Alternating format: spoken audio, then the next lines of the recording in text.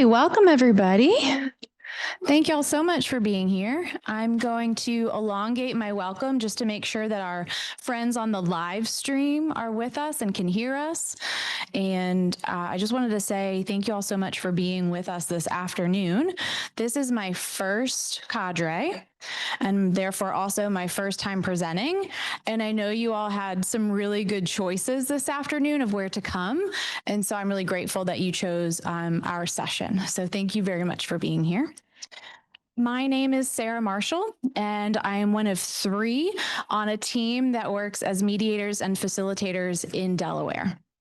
And we are going to, our program is called SPARC. I will explain the acronym in a minute, but we are going to be sparking some conversation. And because we have such a small group, I'm excited to be able to spend some time doing that this afternoon. Welcome, come on in.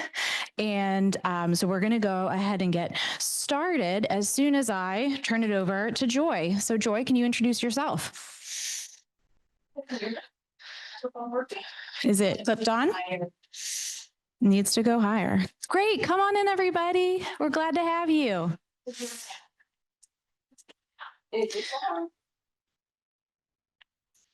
This is great. This is what the first 2 minutes. Can you hear me now? Yeah, there you go. Okay. Very good, Joy. My name is Joy Jordan, and like Sarah said, we are part of a 3-person team working in Delaware. I joined the team 4 years ago this month. My previous background was in corporate America.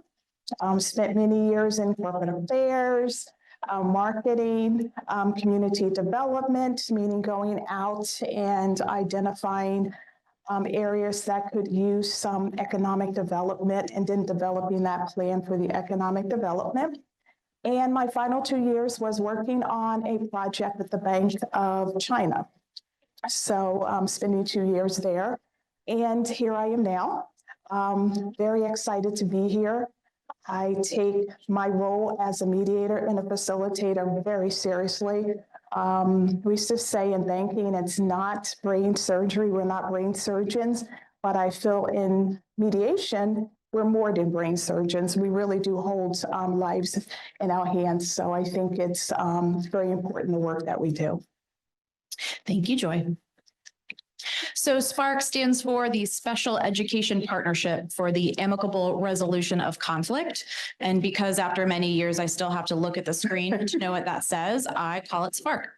But we, the 3 of us work at the University of Delaware, and we have a contract with the state's Department of Education to offer mediation and facilitation for any dispute that comes in for special education. As it says up on the slide, it is voluntary, it is free, and it is confidential. And I'm sure it's similar in your states, but I always think it's helpful when we're in a situation or group where we have people from all over that we kind of let you know where we are coming from and how our process works. And our program was designed and founded prior to dispute resolution being mandated at the federal level. And I am really encouraged by that because to me, it means that this is something that is really well rooted and grounded in our state in Delaware. Bless you. So I had the chance before our session started to walk around and find out a little bit of who is in the room. And I learned that we have some attorneys and we have some judges. We have some representations from school districts. Do we have any mediators in the room? We've got, hey, there's, okay, so all the mediators sat together.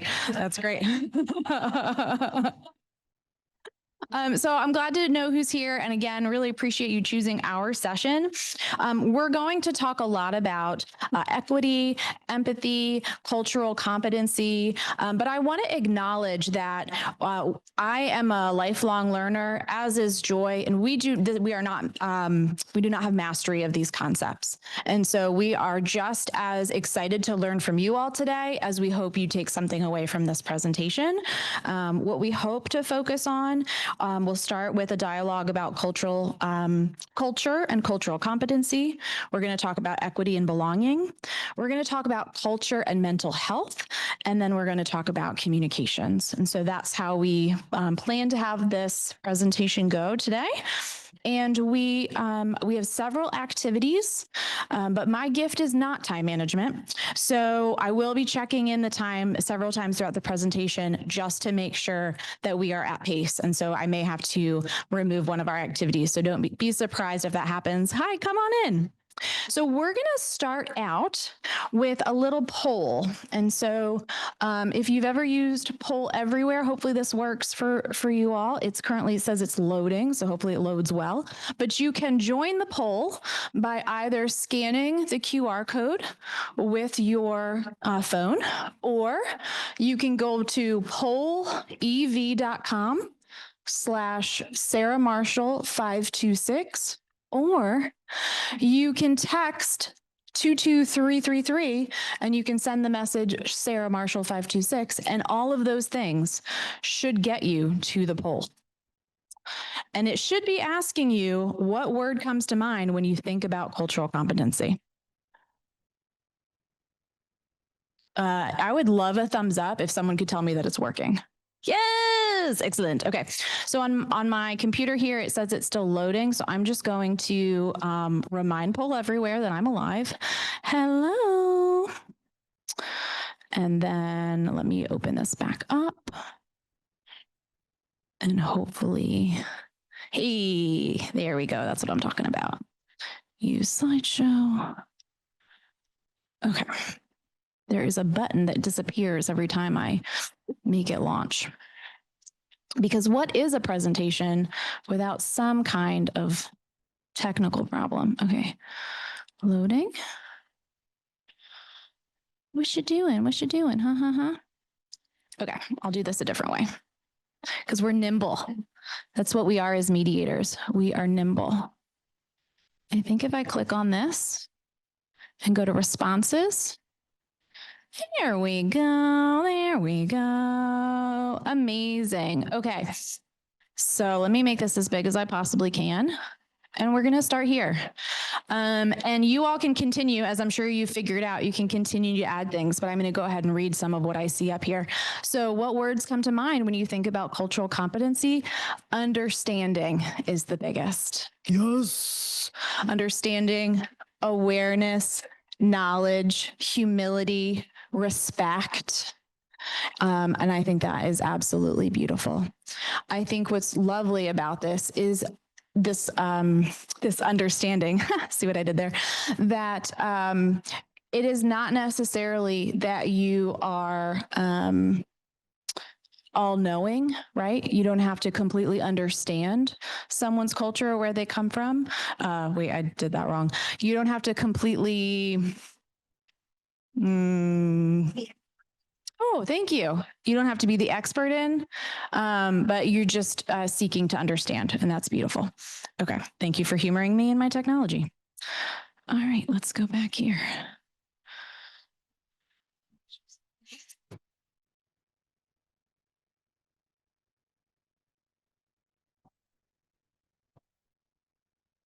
Okay, so with cultural competency and everything we're going to talk about today, it starts with self-awareness. And here's a great quote from Stephen Covey. Self-awareness is our capacity to stand apart from ourselves and examine our thinking, our motives, our history, our scripts, our actions, and our habits and tendencies.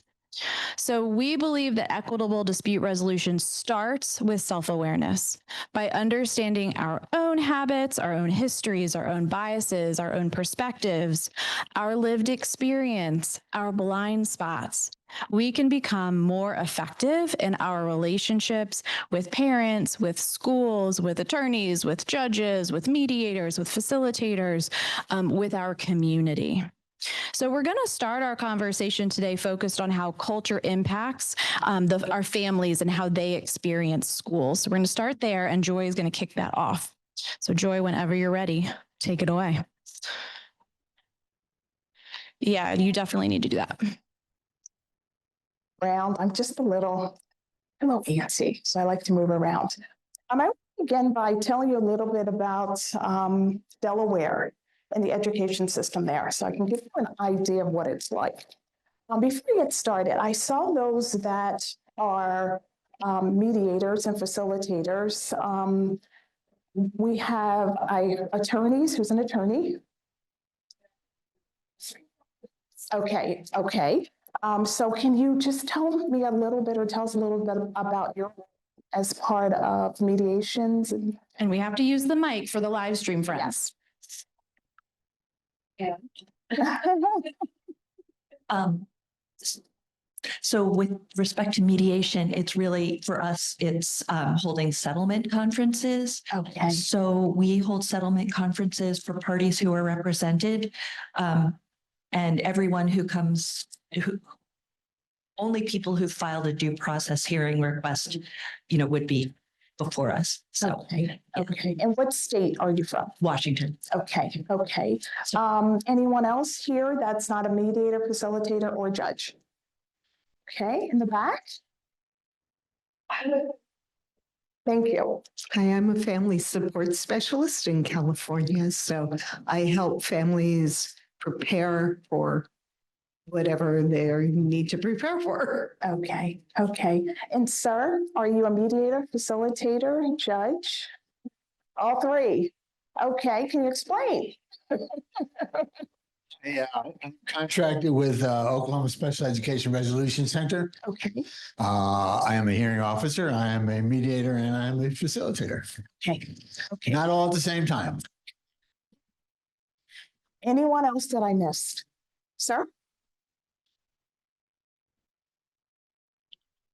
Hi, Mike. I'm from California. My title is Independent Child Advocate. I just work with families in districts trying to resolve the IEP disputes at the IEP level. Okay, okay.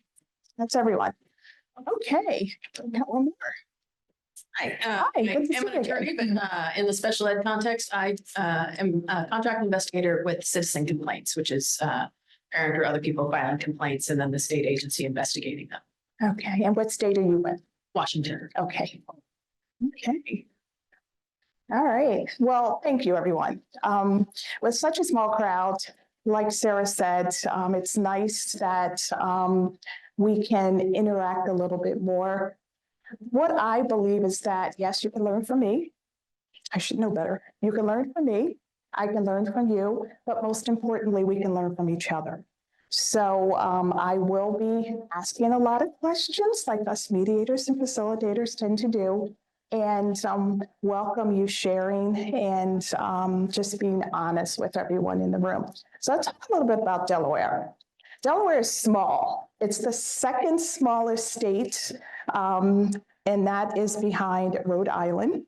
We have 19 districts in that small state. Okay, we have 196 public schools. We have 24 charter schools. We have 142,495 students. That includes traditional special education from pre-K through 12. That also includes all students, traditional, charter, vocational, okay? We have approximately 18,000 multilingual learners. And we have 90 plus languages spoken throughout the state in the schools. Okay, we are contracted through the Department of Education in Delaware, and that is a very strong partnership. What we are doing today by talking about cultural competency is something that we do with the schools and the districts, the investigators, the panel chairs. This is a constant ongoing. We're always making sure that we understand and we are consistent with being culturally aware, okay? As a result of us wanting to make sure that we are culturally aware, the Department of Education has developed bilingual material. Okay, so some of our material you can find in English, Spanish, Haitian Creole. In one of our counties, we have 3. There's a large Haitian Creole population, Turkish and Arabic. Okay, we have interpreters. We have an interpreter service that we use, and they are used for translating if we're on a phone call. They go into mediation with us. And they also are available if we just have a question, the parent calls and has a question and we can't understand it. So we do have, again, a strong relationship with that service. Okay, we feel like that is one way that we show that we are culturally aware, is by making sure that we can communicate and we can understand what's being asked and what's being needed. And we can also explain in the language that they can understand what they can expect as part of the mediation or facilitation process. Okay, so starting with culture. Everyone knows, this is just a little brief bit of information again here, is that when you work with students, starting from pre-K going through 12th grade, you realize that I keep forgetting this is backlit, so I have to stand to the side. I'm so sorry. I'm casting a shadow there. That their first educators are going to be their parents, okay? Parents and family members. So it is crucial, important that everyone acknowledges that and everyone tries to respect that relationship. What research has shown is that when parents support and families support their students, especially starting at a young age, they're more successful. Okay, they tend to graduate, go all the way through high school and graduate. They tend to continue their education, their post-secondary education. And when we say continue, we mean it could be in a trade, it could be a vocational school, a college, it could be a university, or it could just be some continuation with life skills. Okay. All right, next, Sarah. We, in Delaware, like all of you, we deal with families that have very diverse backgrounds, and those are socioeconomic, race, ethnicity, language, ability, family structure, gender, religion, and just want to stop and talk a little bit about a couple of those. One is ability and disability.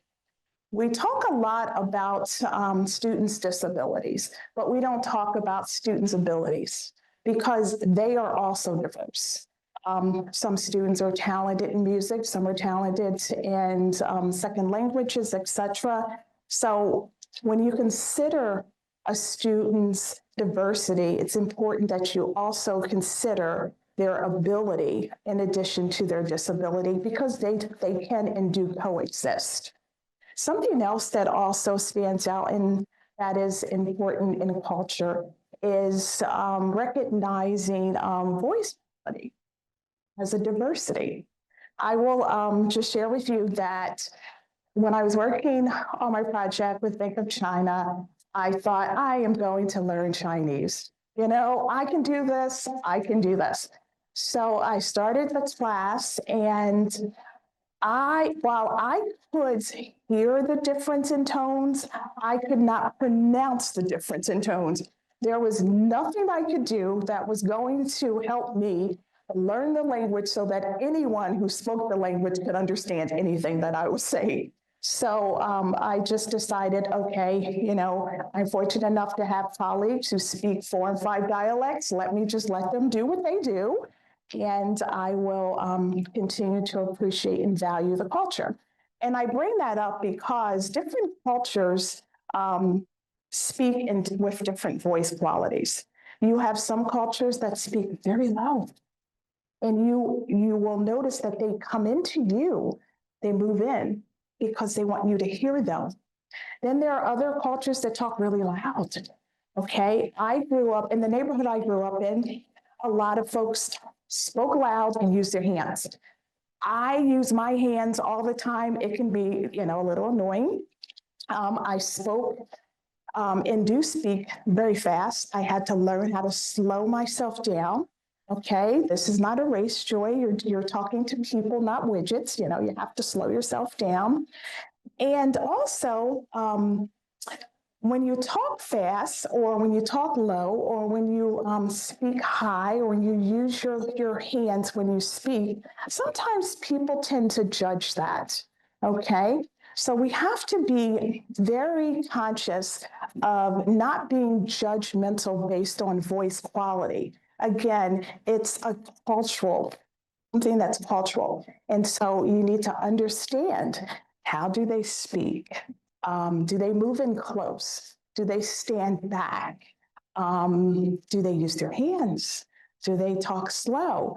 And value that, and also not only value that, but recognize and appreciate that is their culture. Okay, Sarah, next. Okay, so why do we talk about culture? Oh, do you have a question? Okay, why do we talk about culture? Well, this is a quote that I think all educators or anyone that deals with students and works and interacts understand. Educators' awareness of culture in the classroom, along with its different values and behaviors that may accompany culture, can remove unintentional barriers to a child's success. Okay, I just talked about speaking low. You might have a student or interact with a student that speaks really low, and you might assume that student's shy. I have to make that student speak louder. No, that is that student's culture. So it's important that we understand what culture is. Okay, next. So a few bullets up here about the definition of culture. I am going to, you can read the bullets and I will talk about some other things here. First of all, we are all members of a cultural group. We're a blend of groups that belong to and influence our beliefs, our values, and our behavior. Our culture is present in every one of our interactions. And what's so important about that is when you walk into a room, your culture walks in there with you. You don't leave it at the door. You may show certain parts of your culture and not show other parts of your culture. But when you walk in a room, all of it walks in with you. Your experiences, your religion, your interactions with other groups, it all comes into a room with you. One thing to remember, and is the crux of this, this presentation, is that culture is not static, it's fluid. It changes with time and environment, meaning that if you are living in an area and the community has maybe Saturday potlucks every Saturday. If you move to another community and maybe they're doing open blocks on Sundays, that's a change. Okay, so you're going to adjust to that new change in that community, that cultural change in that community. So it is static and it changes. Also, we move between cultures. For example, again, learning a new language or changing areas, changing from urban to suburban, etc. Okay. Okay, so I promised that we would have activities, and I also promised that we would do some self-reflection. So we're going to do both. So this is, and I apologize because this is a lot blurrier than I ever expected it to be. But when we think about our culture, I encourage you to reflect on the different parts of your identity, your cultural identity. Maybe it has to do with your ethnicity. Maybe it has to do with your race. Maybe it's your age or your gender or your sexual orientation or your physical abilities. Or maybe it's something like your geographic location. Joy mentioned suburban and urban, but it also could be the part of the country that you're from. My parents grew up in Tennessee, and I know that when my mom says, bless your heart, it's not necessarily a prayer for you. It is a bit of a judgment. It's a lot of judgment. Other things, your education, right? What is your education level? Are you someone who has been who has gone to college? Do you have a further credentialing? Are you someone, what's your marital status? And is that something that's a big part of your identity? Or your military experience, or your job classification? When I came in earlier and I was introducing myself, I joked with the judges that when they mentioned they were judges, I just like slid away a little bit. So we know that the way that we show up in different rooms can be impacted by our identities. So I want to encourage you to take a minute here and think to yourself, how do your personal identities, what are the ones that really stick with you? What are the ones that you are really proud of that show up for you in a room? And then how might that shape you? So take a minute to think about that. And then we're going to share out. I have to ask, have you given any thought in the past? Some yes, some no. Okay. So I will say for me, one of my main identities is as a daughter. I don't have kids. And so I still see myself more in the daughter role rather than, as a mother, for example, like I imagine some of the women in this room do. And so when I'm at work, I realize that I can often look to some of my mentors almost like parental figures. And similarly, because when I started my role at the university 13 years ago, I still very much looked like a undergraduate student. As a woman and as a young person, I got very used to being in all kinds of rooms where people would ask me what my major was, despite the fact that I had, fully completed my university experience at that time. So those are some ways that identity has shown up for me. Can I have a volunteer to share how your identity might show up for you at your work? Great, I'm coming back there. Hold on, you gotta wait. Our live streamers want to hear what you have to say. That's right, and they cannot hear us without the microphone. Streamers. My cultural identity is worlds apart when I am mediating in northeastern Oklahoma in the Tulsa metropolitan area compared to when I'm mediating in southwestern Oklahoma, the Lawton, Oklahoma area. The cultures of those two parts of the state are entirely different. And my particular culture fits more in the Tulsa metropolitan area than it does in the Lawton, Oklahoma area. My colleague next to me is also from Oklahoma. He is also a mediator, facilitator, and a hearing officer. Okay. And he is from the hillbilly side of the state. So he could probably speak to that. And is that a compliment when you say hill side of the state? Okay. Russell, he put you on the spot. Do you want to speak to your identity in this space? Well, I actually grew up in the deep South, as you can probably tell. And so I try to bring some of the growing up in the deep South, you learn manners of deference. You know what I mean? So you try to be incorporate. I have to incorporate that in my interaction during mediations. So, but I totally acknowledge the hillbilly side too, right? Yeah. There's a place for all of it. And I think that's an important thing to remember too, is that you are shaped by each of those experiences. Okay, we're going to take one more and then we're going to move on because we have lots of activities.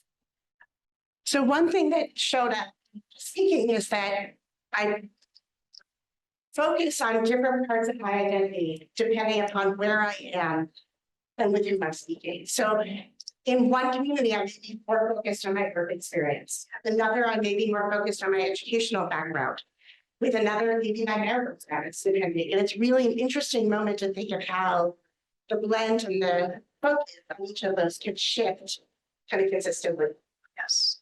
I really appreciate you bringing that up, because I think it's important to remember too that depending on what scenario and situation you're in with parents and with school administrators, with other mediators or with other attorneys, that's going to be true for them too, right? Parts of their different parts of their identities are also going to be showing up when they are interacting with you.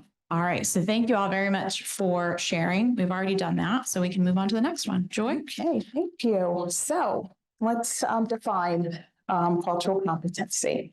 It's the ability to understand, appreciate, and interact with people from different cultures and belief systems. It's adapting to other cultural environments and being aware of the influence of culture on your thoughts and behavior. It's not about changing others to be more like you or for you to change to be more like them. It's recognizing and respecting where they are and where you are. Being culturally competent allows you to better engage with parents and families and schools. If you understand yourself, you walk into a meeting, an interaction with a family, parent, or school, you're going to be respectful that there could be a difference there. There could be a cultural difference there.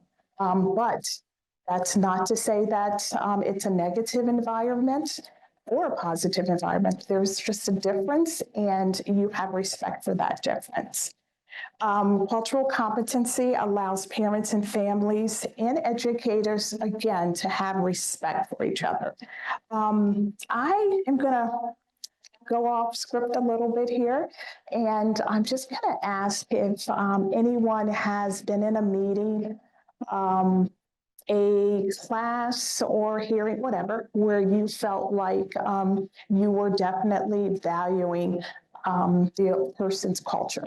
Is there any interaction that you felt like, okay, they're different from me, but I value what they bring to this interaction? Any examples of that? I'm good at calling on people. And you smiled first. So I was trying to relate to the cultural situation, not.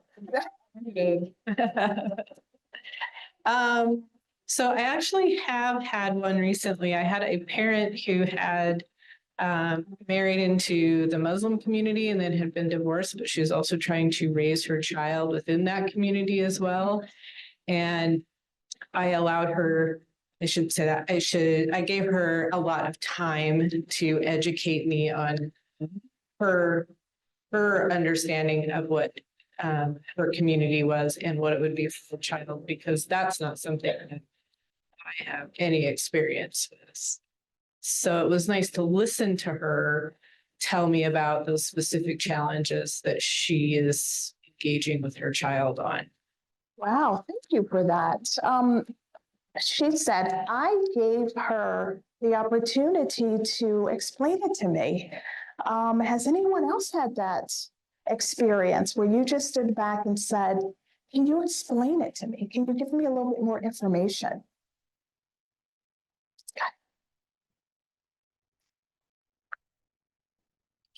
Not necessarily in special ed investigations, but in other investigations where I work with school districts, I typically say, I have worked with a lot of districts all over the state, and I'm familiar with them. What's unique or different about your district that I wouldn't know as an outsider?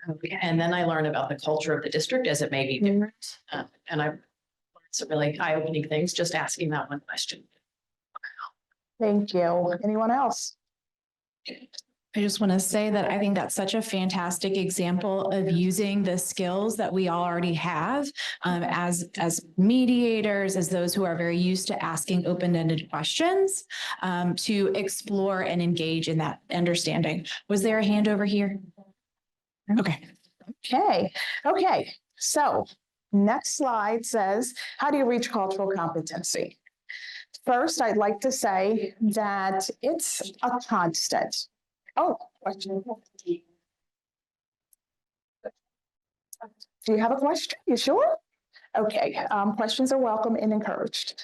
So how do you reach cultural competency? One, again, it's a constant. once you reach the top, or once you have mastered cultural competency in one area, it's time for you to learn about it in another area. So first, you have to have cultural awareness. And that's simply saying that you're conscious of the fact that there are cultures and other areas of a person's self that are different from yours. It's understanding that culture drives yours, your beliefs, your behaviors, as well as those of individuals, students, schools, et cetera, that you are interacting with. This awareness creates more positive interactions and understanding, meaning that there used to be, we used to always hear the saying, oh, I'm colorblind, I don't see color, I don't see this. And yes, you do. And you see a lot of different things. You don't just see color, you don't just see culture and race. You see a lot of different traits of a person, a community, a class, a school. And that's a good thing. So to be that first level of cultural awareness is saying, yes, I acknowledge it in myself, and I acknowledge it with the person, individual, school, whoever that I'm working with. And when I acknowledge it, I'm ready for the next level. Okay, that next level is the cultural knowledge. It's understanding the characteristics of a culture, its history, its values, its beliefs, its behaviors. At the same time, when you're understanding those, you're also asking the question, and it's just something that happens. Like, you know, how is this different than my culture, my experiences? How are they similar? Is there anything more that I should know that I don't know? How do I learn more about this culture? And cultural knowledge is the desire and effort to learn more about the culture. It's learning about the difference and similarities. It's seeking opportunities to interact. Okay, so next slide. Oh, cultural sensitivity. This one is can be tough because we all want to be culturally sensitive, which is recognizing differences and similarities between cultures, but not assigning values. Okay, and that can be tough because there's something called stereotypes, and sometimes we find ourselves stereotyping cultures. We find ourselves stereotyping ourselves. Sometimes we might say something that we think is a positive, and it ends up being a negative. For instance, you might say, oh, that culture, everyone in that culture is always so smart in math. And, you know, well, that takes away the individuality of, you know, the folks that are part of that culture, because maybe not everyone is good in math, you know, or they're really good basketball players. Not everybody is a good basketball player, you know? So those stereotypes, while they're meant to be compliments, sometimes can be what we call negative stereotypes. So cultural sensitivity tells us that we're supposed to make sure that we are learning, we are adhering to that knowledge, and that we think before we speak is a nice way to say it. That we don't say everything that we think, but we make sure that we've done some research just to ensure that when we do speak about a culture or an individual that's part of that culture, it's not being offensive. Okay, any questions? All right, next. Okay, so you've done all of this work and now you're culturally competent, right? Yes and no. You are culturally competent about the person, the school, the class, the individual that you were trying to learn more about. but you are not culturally competent on everything. If you remember, I started this by saying in Delaware, there are over 90 different languages spoken in a school. So if I become culturally competent, I am not going to be culturally competent on 90 plus languages, just because I went through those steps. I would have to go through those steps for each one, but also I would have to continue to learn because, like everything, culture grows and changes. It's not, like I said, it's not static. If you think about your ancestors and you think about some of their experiences when they came here, some of the changes, and you think about, what they used to do and what we do now. Okay. I think about my grandmother who was up at 6 a.m. dusting. If you came near me with a dust cloth at 6 a.m., So it's just little things. We're constantly changing. So cultural competency is something that you are constantly learning based on the person, the individual, the school, etc. Okay, next slide. Okay, I'm up again. you are up. So one of the things that I really appreciate that Joy mentioned was research. And I'll get to that in a minute, but before I elaborate, I want you to take a minute to think about what stage of this series do you see yourself? And we're not going to ask for a show of hands. You don't have to share this with anyone.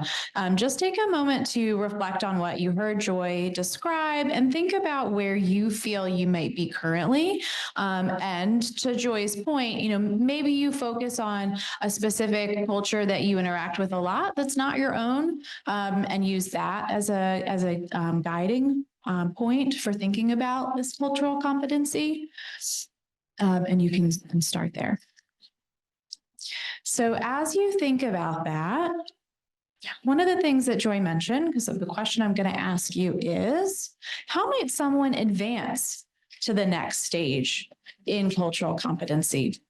And Joy made a really good point earlier about research. And so I just want to emphasize that in many cases, the onus really is on us to do the work to learn about other cultures. There are a lot of different ways to do that. You can go to a restaurant to enjoy a cultural food experience. You can read a book by an author of another culture. You can participate in a community festival. You can watch a documentary, or you can engage in a conversation with someone. There's a couple great examples of that we provided earlier. So I'm going to flip back to this previous slide just so you can see the steps. But I would love for you all to talk with a partner about an example, and it doesn't have to be you, of someone how somebody might move up the ladder here. So take a couple minutes to talk with a partner about how you could see either yourself or someone else moving up the ladder.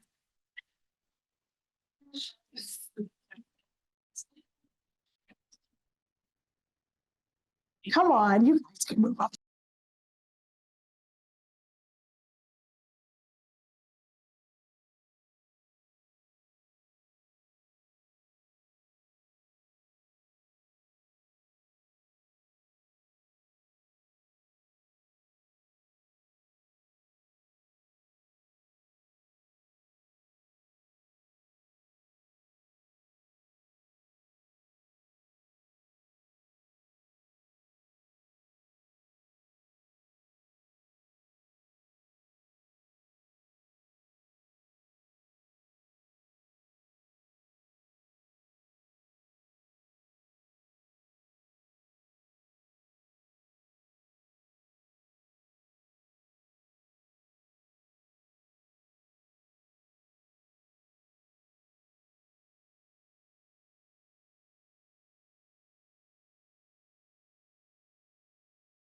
You're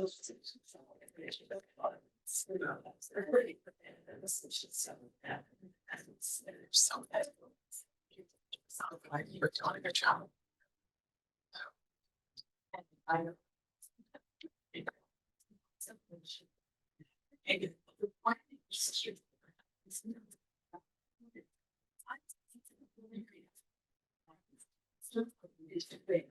It's good to see them really talking about,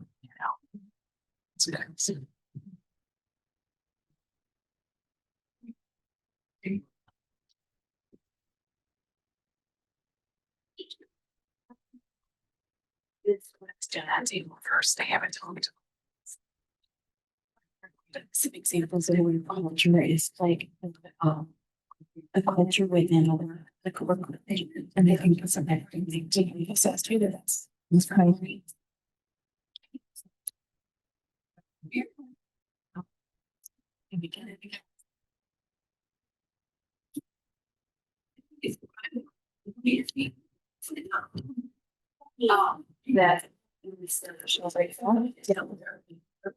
That. I am hearing some great conversations. There's a lot of chatter in the room, which I love.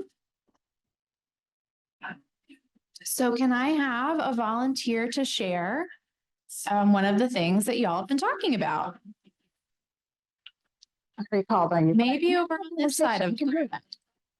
Would anybody on this side of the room like to share? Yes, see? Share out, everyone. Okay, here we go. We talked about a few different ways and types of culture, and my focus was more on almost like a subculture. So within my role as a facilitator and working with different school districts and different schools, the culture changes from school to school. Yes. So understanding what I'm getting into as far as what that culture is. And for me, it's a lot of asking questions and a lot of pre-work to understand some of the expectations going in. I think that's a really fantastic note because we all know that we're working from the same like federal framework. Our state frameworks might be slightly different, but overall, the expectation in terms of special education support is pretty comparable state to state. We might use a couple different terms. Some of our due dates might be different, but all in all, the rules that we're kind of following are the same. But the cultural norms are very different, even school to school. And I think that is a great acknowledgement. So the more aware we are of these kinds of differences, the more we can set ourselves up for success in preparing for those by simply asking questions. And I think that's so great. Thank you for sharing that. Other examples in the back. Great. Coming to you.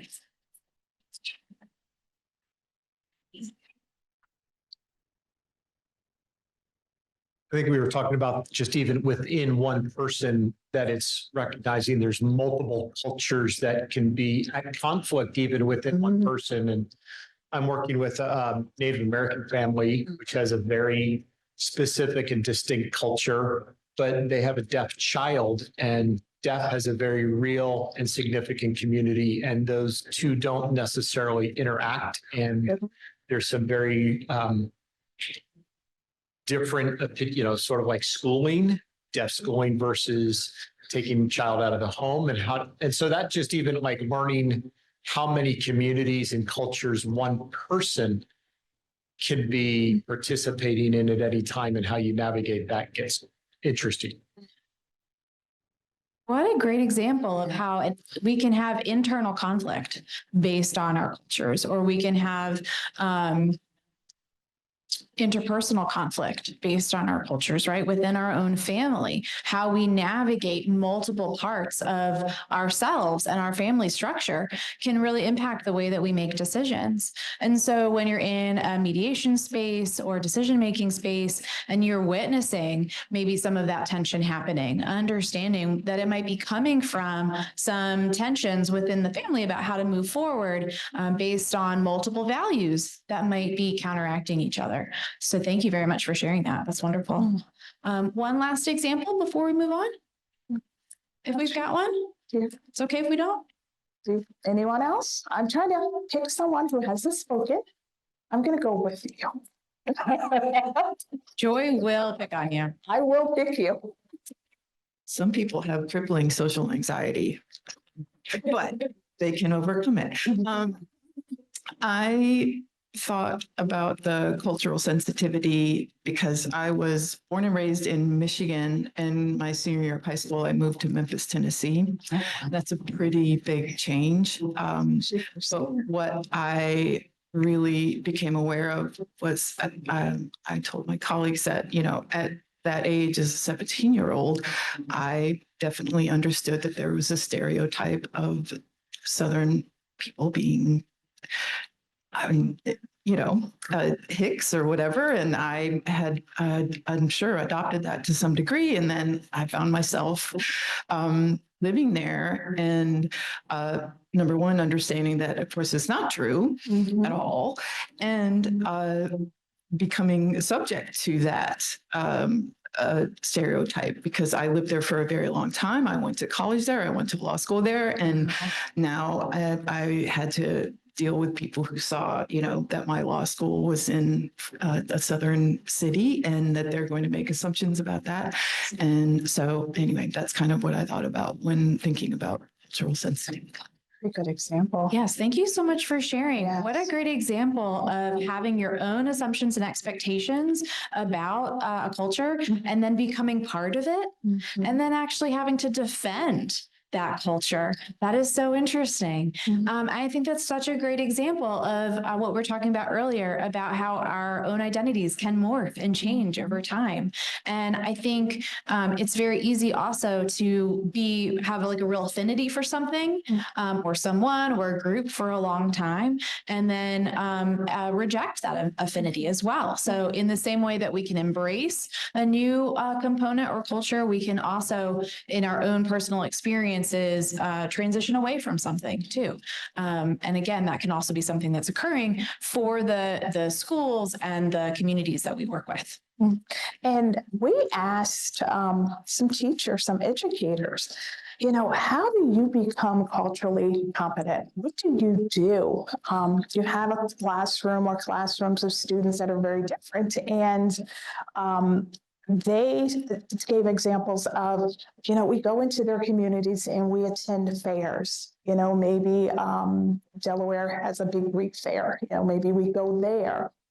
We ask parents, is there anything special coming up that the student would really value me attending and supporting them? So our teachers, Delaware's a little biased, but I do feel like they recognize the significance. And they are working towards making sure that their students feel valued and respected in their cultures. Another experience that we've had that you reminded me of is that sometimes, and I don't know if y'all have experienced this, there might be a scenario in which when your mediation is scheduled or your facilitation is scheduled is based on avoiding like the traffic for the state fair or the local, we have a peach festival. And so, you say, oh, sorry, those dates are not available because our class is prepping for the peach festival. And you're like, that's right, noted. Yes, you have a hand here. Let me come down there for our live streamers. The Peach Festival reminded me of when I was working with the school district.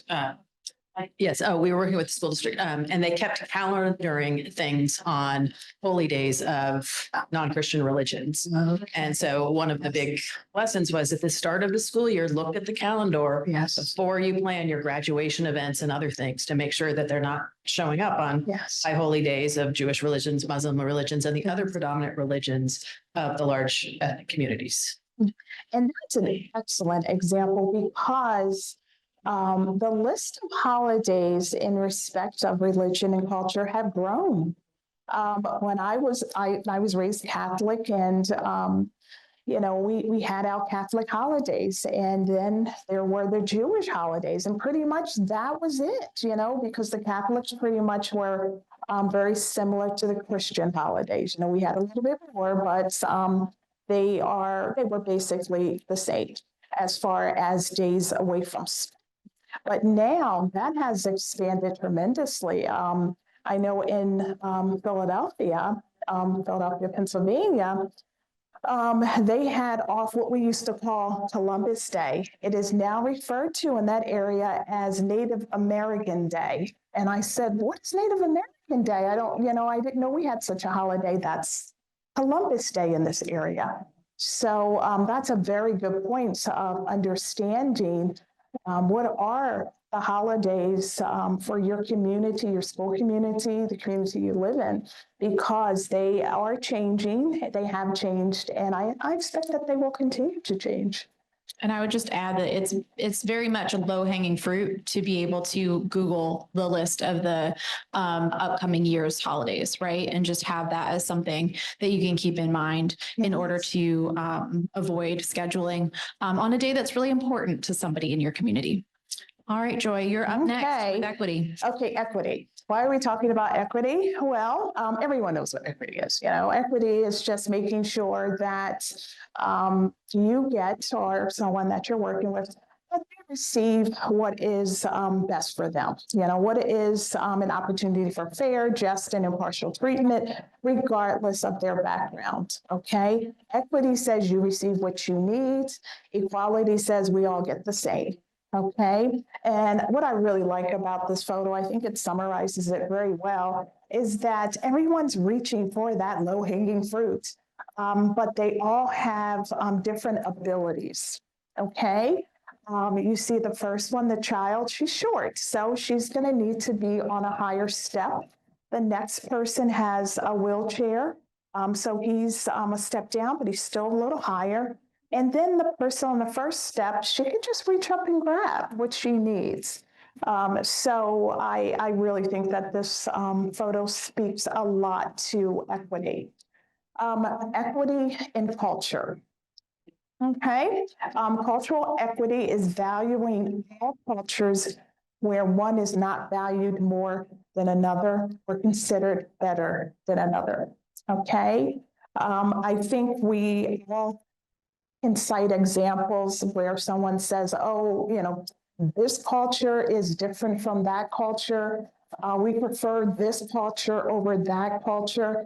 And cultural equity says that we're all equal and we all should be respected. Our communities, our students, our schools, we are all equal. No culture should be considered dominant or preferred. Okay. And that's easier said than done because individuals tend to go with what they feel comfortable with. If you are at an event and it's a different culture, you may not feel comfortable, okay? You may not feel like, I should be here, or this culture is important. And cultural equity says, again, every culture is important, and there's not a dominant culture. There may be cultures that have more people in the area than another culture, but no culture is a preferred culture. And creating equity is creating an environment where all cultures can thrive, okay, regardless of the culture. Okay, belonging. Okay, so how do you let your students, individuals that you work with, how do you make them feel like they belong, that they're part of the community? Hold on. I'm working, Sarah, with the microphone. Make the live streamers feel like they're belonging. So as you're speaking, I was thinking about when I was a special education teacher and I had a student who was identified as Jehovah's Witness. And so any celebration we had in class, he felt like he shouldn't be coming to school on those days. And so for me, it was reframing. So we're not having a Halloween party. We're celebrating our individuality. Come in however you feel. And he and I talked about like, what are things, where's your comfort level? And so if we were going to do something like that in class, I reframed it so it fit everyone's needs, and culturally they all felt welcomed and able to participate without violating anyone else's needs as well. It's a very good one. Thank you. It's beautiful. Thank you. Okay, I'm going to ask you. Is it Becca? I remember is that right? That's my name. Okay.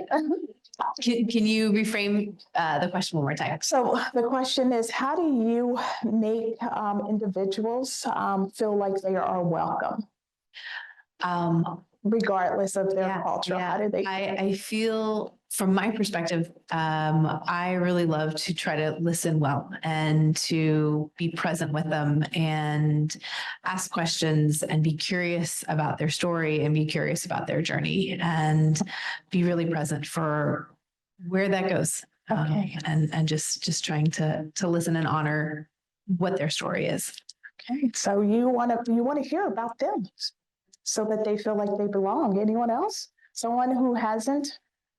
Okay, I will say your story reminded me of one when my daughter was younger. We've got and one over here peanut- too, Joy. Okay, and peanut allergies were big. I just read an article that they found a way of decreasing peanut butter allergies. Apparently, the research says it was decreased by 80%. So there's hope for those who have children with peanut allergies.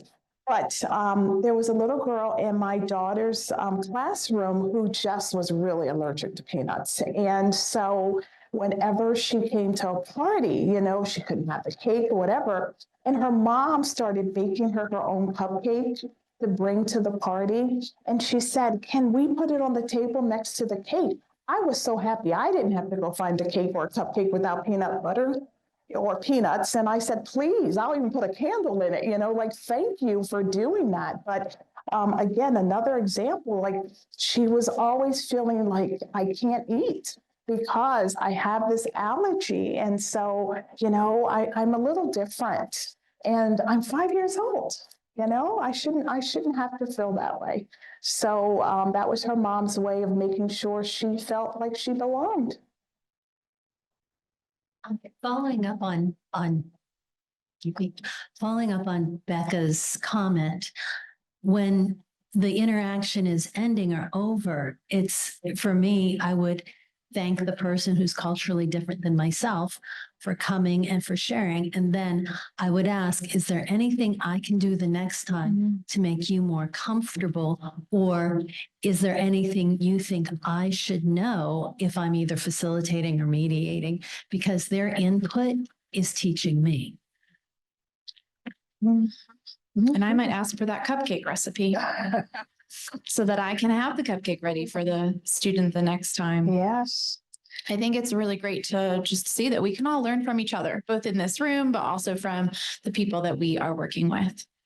Okay, so belonging is cultural inclusion, incorporating values and needs of individuals from diverse cultures into an environment of engaging in collaboration, making sure in mediations, facilitations, making sure that their voice is heard, that they feel like they should be at the table. It's very important to consider everyone that's part of the process. It's creating an environment where input is valued. So I belong here. I belong in this mediation. I belong in this class. I belong in this community. Okay.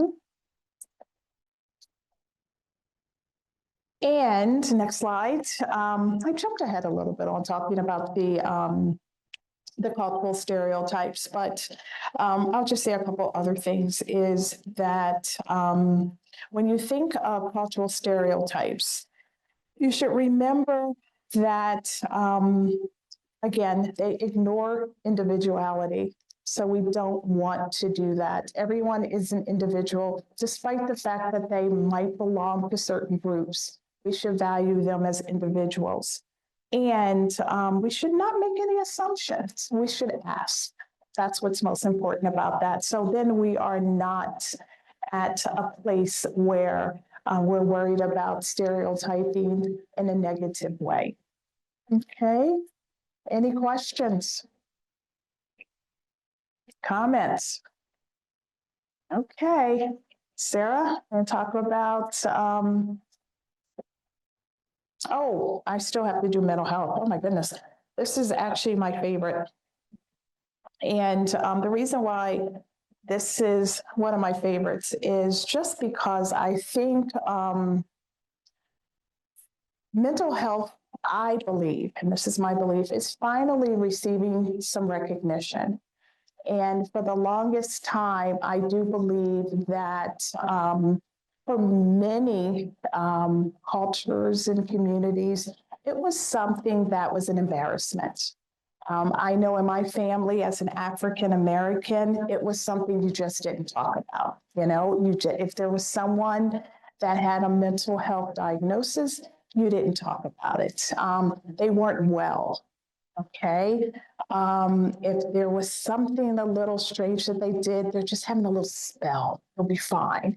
You just did not talk about it. And I do remember my best friend, one of my best friends, and her son had been in an accident, and it was really tough for the family. And I said, well, did anyone consider counseling? And she said, Joy, we're Black people. We don't believe in counseling. We believe in Jesus. We go to church, you know? And I said, okay, I'm not gonna force this because you have a right to your belief. And, I don't have the right to tell you what to do. She has since changed and laughs a lot when I tell that story.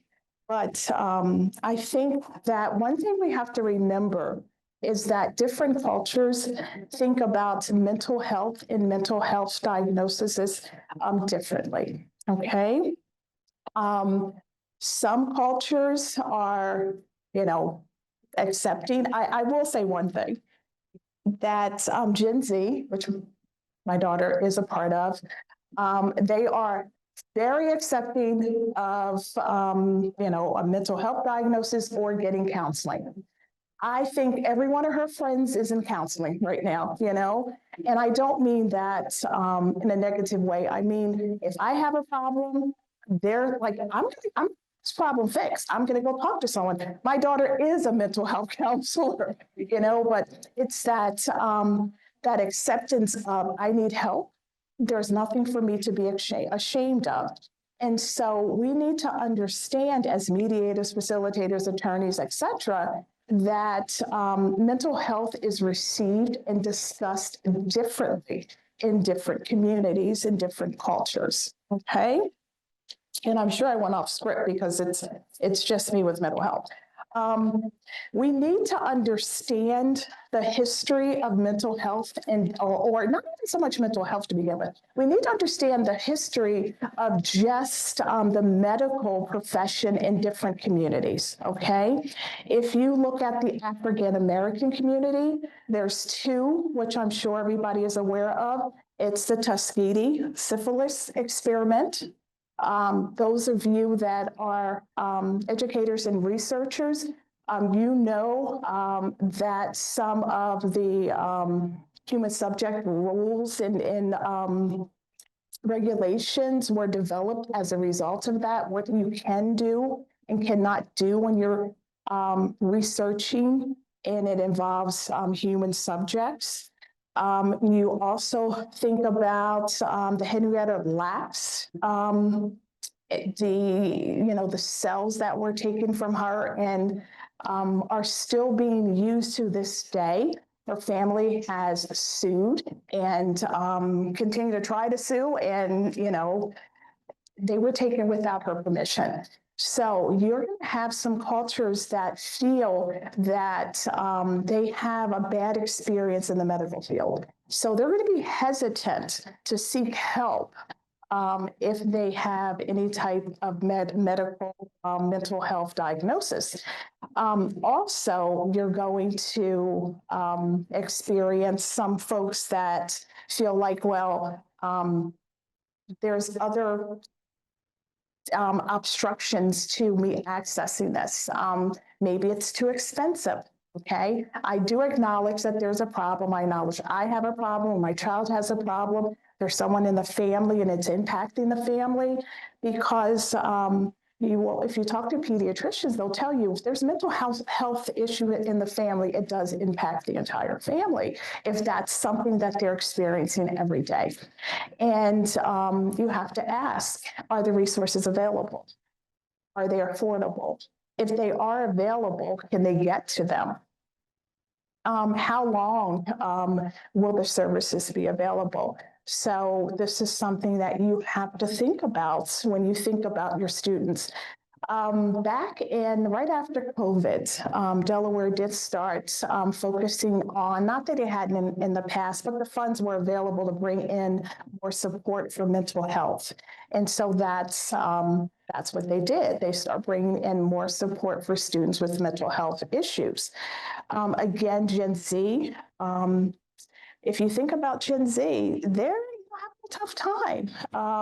They came out of COVID.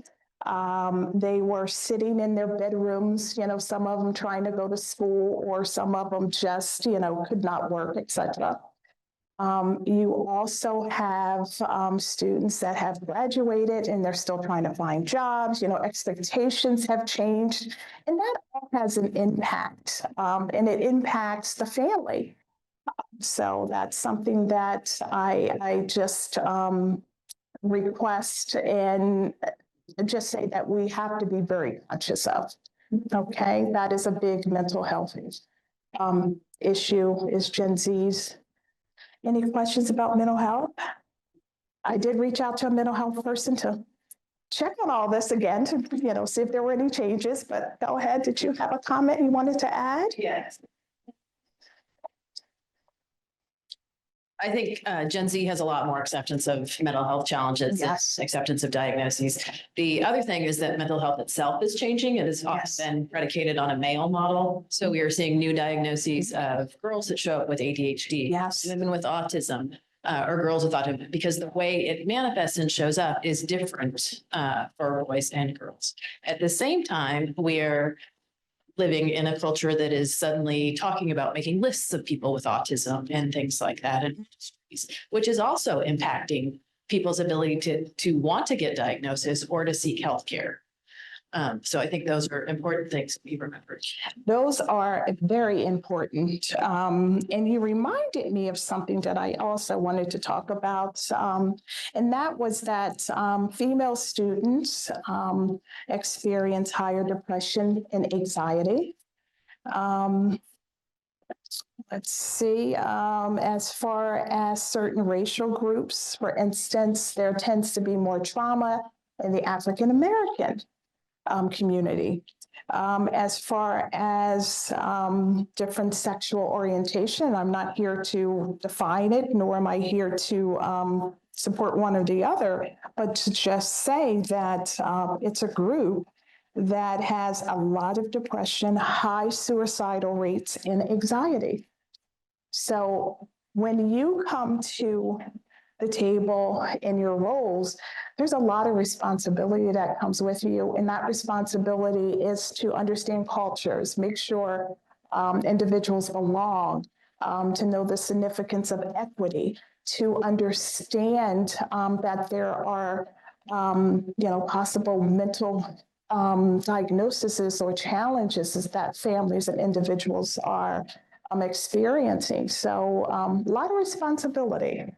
If I could also add one thing that I've observed in a mediation or facilitation experience was that if the parents had a certain perspective on what a diagnosis meant, then they would refuse that diagnosis. So if they felt like their student getting tested and being prescribed with a learning disability, or with autism as an example, it was really hard for them to accept that. And as a result, they really didn't want to sit down at the table. So I think that it is important, like Joy mentioned earlier, and I've heard the word reframe a couple times too, to acknowledge that in order to support some of the children to get the services that they need, that you may have to be creative in the way that you talk about what the student is experiencing, so that the parents can feel like and understand what the process needs to happen in order for the student to get the services that they need. I hope I didn't say that too jumbled. We did have another question or comment earlier, so I want to bring attention to that before we move forward.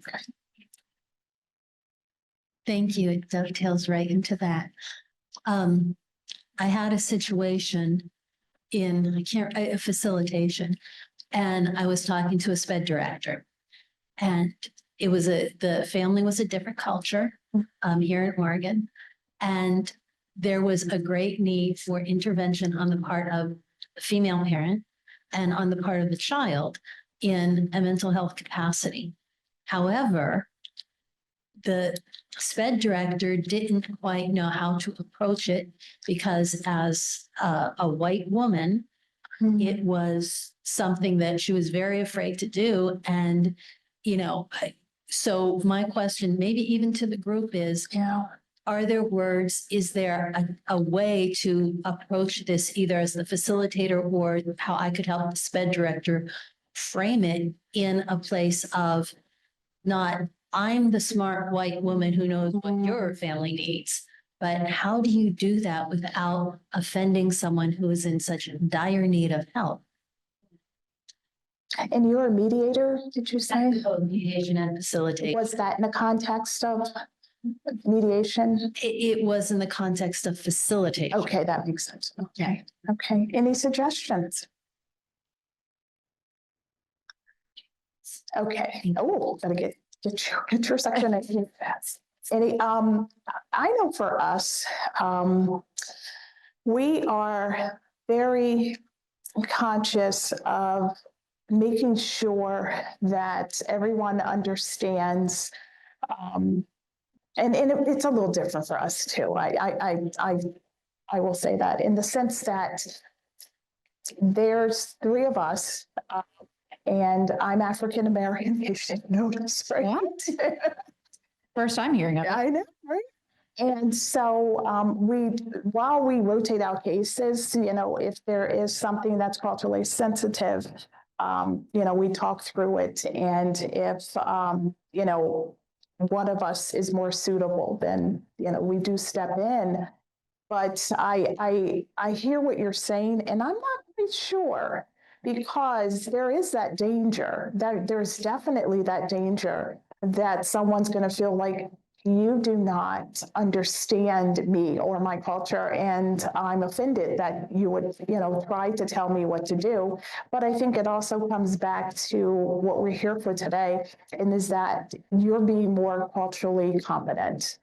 And so I think how you approach it, if you're able to show one, respect for that parent, acknowledge that, I'm not of your culture.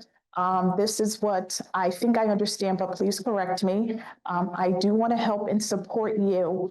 So if I make a recommendation that you do not feel is supportive, tell me.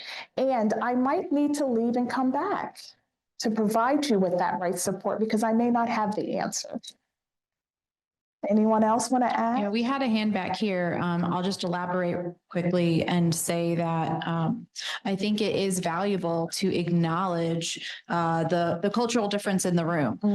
So to have that special education director, acknowledge, I really care about this student and the student's well-being. I care about your family and your family's well-being. I understand that you may not want to hear this information from me, but I do really want to work with you to find a solution that's going to help your student thrive. Yeah. How can we do that together to make it a collaborative opportunity? I'm going to go here and then over here.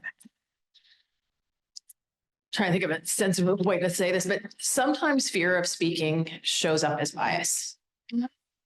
And it's that you're recognizing your own bias and you're afraid to speak because you're afraid you're going to offend someone. Yeah. And I think we need to sit in that sometimes a little bit. And also, I think we can step aside from it. And in a situation like that, I might address the student's behaviors or the actions and the impact without making assumptions about the parent. Right. And then involve the parent as a partner and say, this is what we're seeing and observing in the student. Say, for example, non-attendance. This is the impact it's having on the student. This is our concerns about the student. What's going on your end? Yes. What can we do? Because often there's a lot of assumptions on district SPARCs about parents' motivation or why a student is doing things. And a lot of parents feel that they're being blamed and judged for their students' issues.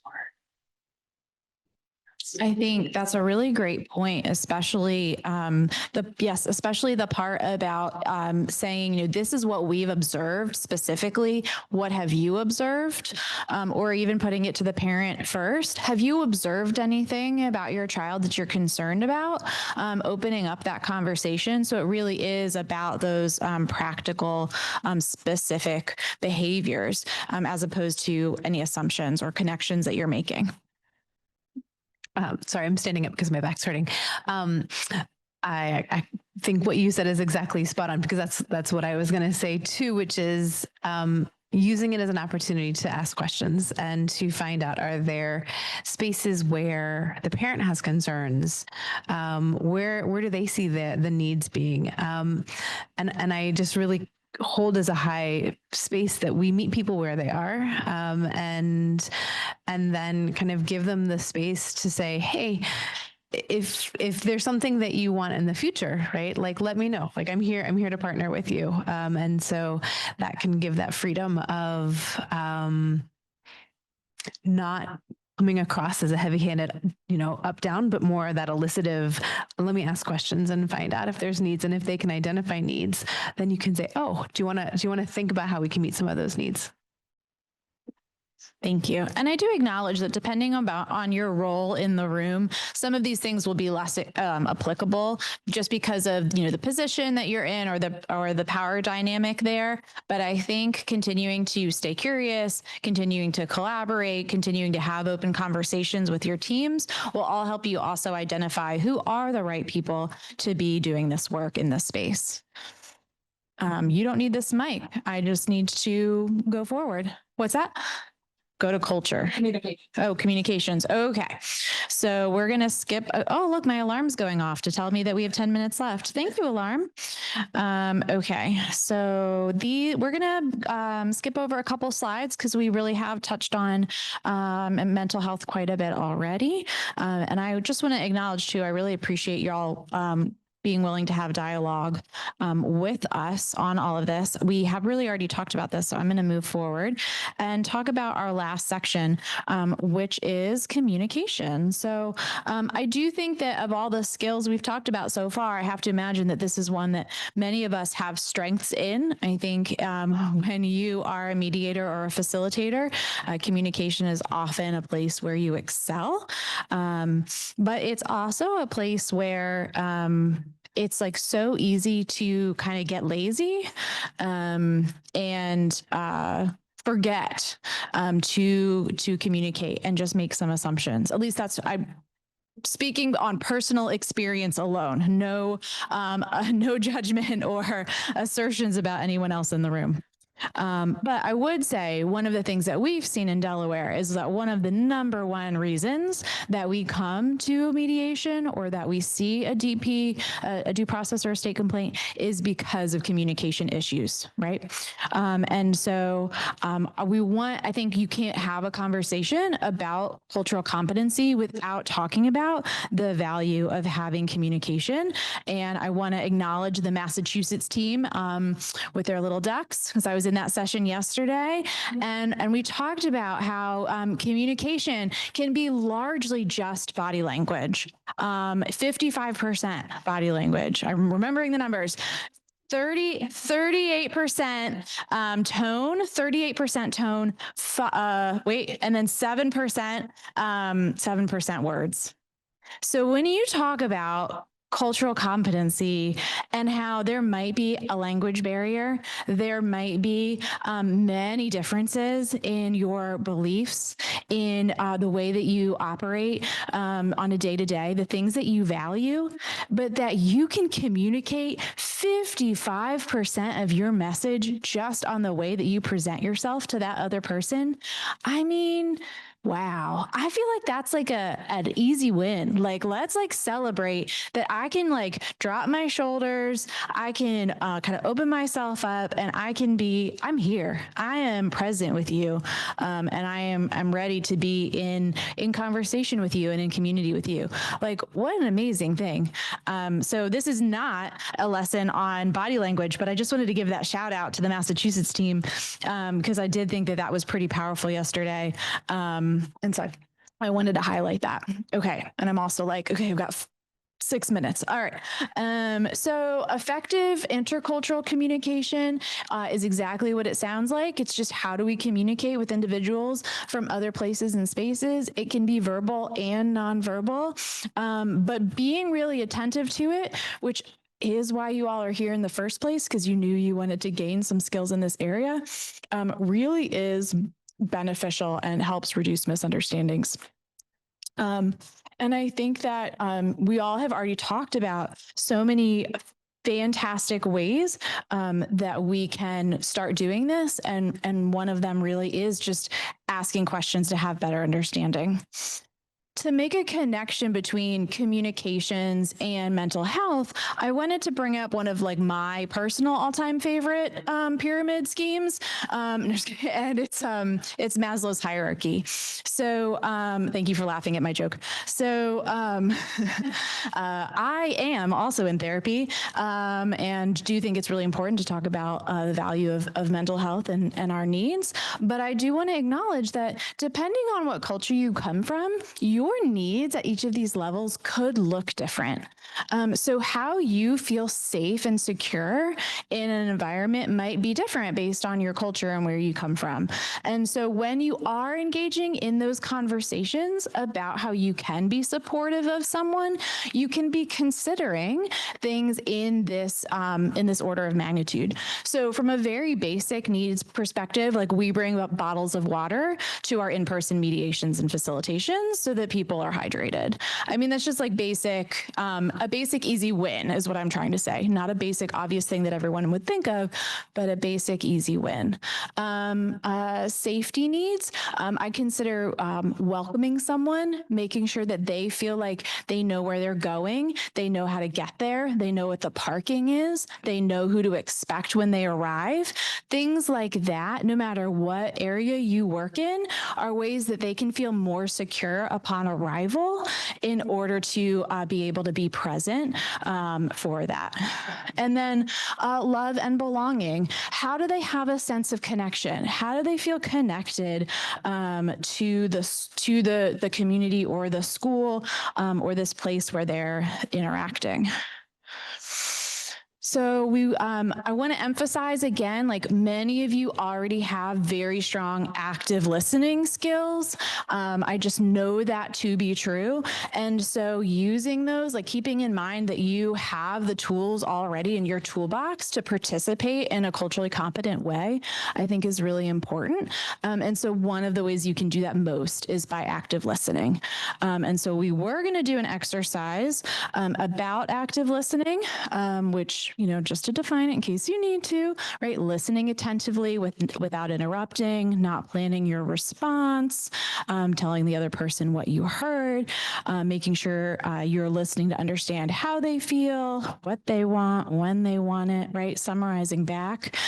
So we're not going to do this activity right now, just because of time. But what I would recommend is that when you go to the reception tonight, maybe you have a conversation with somebody where you check in with them about what was an interaction that you had in the past in a mediation experience or a court experience, wherever it makes sense for you. And like, how did they apply active listening, or how could you apply active listening? I'm basically giving you an icebreaker for the reception, so you're welcome. But what I would like to skip ahead to, and I'm going to do this real quick here, is I want to talk about, and you can, again, like based on where you work, you can kind of scratch out the schools and change that to, whatever, insert building here, insert community here. But if you are operating with any other partner, remember that for many of them, this might be their first time interacting in this space, or it's their first time interacting with you. So how can you help them so that they feel like they know who they can talk to, They know who they can trust. They understand why they're there. They understand what all these email attachments are. When I first started working in this space and hearing things like prior written notice and procedural safeguards, I was like, what is this coded language? What is this secret society that I have become a part of? And so I think we forget, because we are all trained and skilled in this area, that these are things that are not familiar to a parent who on the day-to-day is trying to figure out, am I still able to pack peanut butter and jelly for lunch, or is that no longer acceptable, right? Like, who's going to pick up my kid today when I have to take my other kid to soccer practice? Like, when you are so focused on the other things that are going on in your life, all of these other things become really challenging. And so I just want you all to consider, and this is where I want to close, what kinds of tools and resources might you use to help your community, whether that's the parents that you work with, the schools that you work with, feel more supported through dispute resolution? What tools do you already have at your disposal? And what do you wish you had? Because I do think that at the, as a result of our time together, that you can be thinking about ways that you can create some materials to make things more accessible to your communities. And maybe that's just a question that you ask of them, right? Are there things that you wish you understood better? And how can we support that for you? So with that, I want to say at 2:45 p.m., thank you all so much. Just as a reminder, I'm going to be a very good presenter. Just as a reminder, please provide your feedback using the QR code that's on your tables. Thank you.